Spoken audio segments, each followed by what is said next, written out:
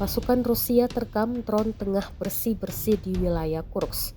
Salah satu yang menjadi targetnya adalah ruang galian alias parit tentara Ukraina. Dua pasukan Rusia tampak maju dan menembaki parit dengan senapan laras panjang. Selanjutnya, mereka melempar granat tangan dan meledakkan parit.